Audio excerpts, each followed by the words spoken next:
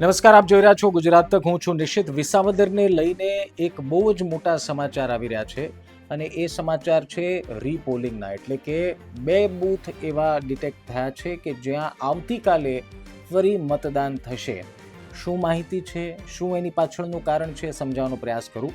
પહેલાં તો તમે આ સ્ક્રીન પર જે પત્ર જુઓ છો એ ઇલેક્શન કમિશન ઓફ ઇન્ડિયા એટલે કે ભારત નિર્વાચન આયોગ દ્વારા આપવામાં આવ્યો છે. કોને લેટર લખ્યો છે?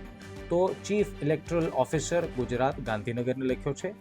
સબ્જેક્ટમાં લખ્યું છે કે આ બાય ઇલેક્શન થયું વિસાવદરમાં, એને લઈને રીપોલિંગ રિગાર્ડિંગ છે. આ પત્ર અંગ્રેજીમાં અમારી પાસે આવ્યો છે. એમાં સ્પષ્ટપણે એ નિર્દેશ કરવામાં આવ્યો છે કે વિસાવદર એસેમ્બલીના જે રિટર્નિંગ ઓફિસર અને ઓબ્ઝર્વરે જે રિપોર્ટ સબમિટ કર્યો એ રિપોર્ટના આધાર પર અમે નિર્ણય લઈએ છીએ કે 2 બૂથ ઉપર રીપોલિંગ કરવામાં આવશે. એમાં પણ એક્ટ પણ દેખાડવામાં આવી છે. આપ જોશો તો section 58 of the representation of the people act 1951 અને લખવામાં આવ્યું છે કે 2 જગ્યા છે. તો એ કઈ છે? તો 86 નંબરનું બૂથ એ છે માલીડા અને 111 નવા વાઘણિયા પોલિંગ સ્ટેશન. અને આપ જો છો કે 87 વિસાવદર એસેમ્બલી કોન્સ્ટિટ્યુએન્સી. ક્યારે તારીખ છે?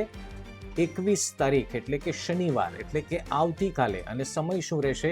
સમય છે સવારના 7 થી સાંજે 6 for taking fresh poll in the said polling stations.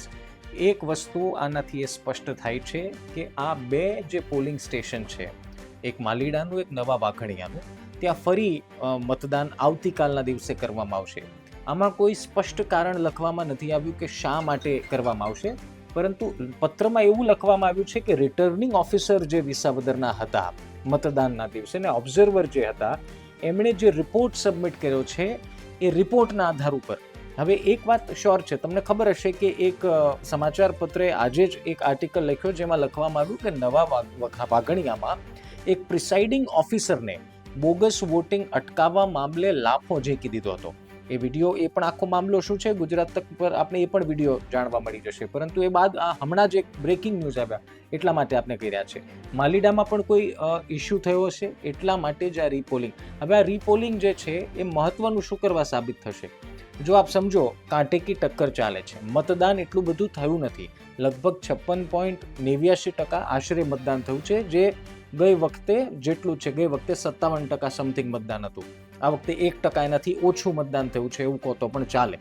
પરંતુ આ રસાકસી વાળા જંગમાં આ 2 બૂથના જે મત છે જે આવતીકાલે ફરી પડવાના છે. હવે તો આ 2 જ બૂથ રહ્યા છે એટલે ધ્યાન બધું જ કેન્દ્રિત આ 2 બૂથ ઉપર થશે. એટલે ખોટું કંઈ થવાની સંભાવનાઓ નહિવત એવું આપણે માની લઈએ. એટલે આ 2 બૂથમાં પડનારા મત શક્ય છે કે નક્કી કરશે કે વિજેતા કોણ બને. કારણ કે પહેલેથી એ વાત નક્કી હતી કે જીતનું માર્જિન, અહીંયા જે કોઈ પણ જીતે એનું માર્જિન 2-5 હજારથી વધુ નહીં હોય. કારણ કે મતદાન, અને એવામાં પાછું મતદાન પણ ઓછું થયું છે. લગભગ 1,46,000 આસપાસનું મતદાન થયું છે. અને ગઈ વખતનું આપણે સરખામણી કરીએ તો રસાકસીવાળી વાત છે. અને એવામાં આ 2 બૂથ ઉપર ફરી વોટિંગ થવાનો મતલબ એ થયો કે આ જંગ વધુ રસાકસી ભરી થવાની છે. હવે આમ નવા વાઘણિયા, આપને ખ્યાલ છે કે ચકાચક બાપુનો આશ્રમ ત્યાં આવેલો છે. એ ચકાચક બાપુને બંને નેતાઓ પણ મળવા ગયા, બંને નેતાઓને આશીર્વાદ પણ આપ્યા.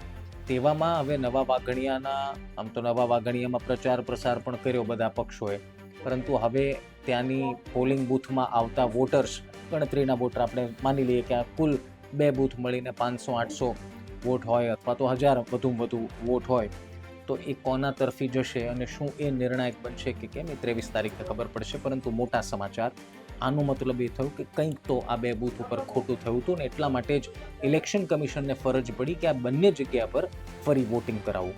વધુ અપડેટ માટે ગુજરાત તક જોતા રહો. નમસ્કાર.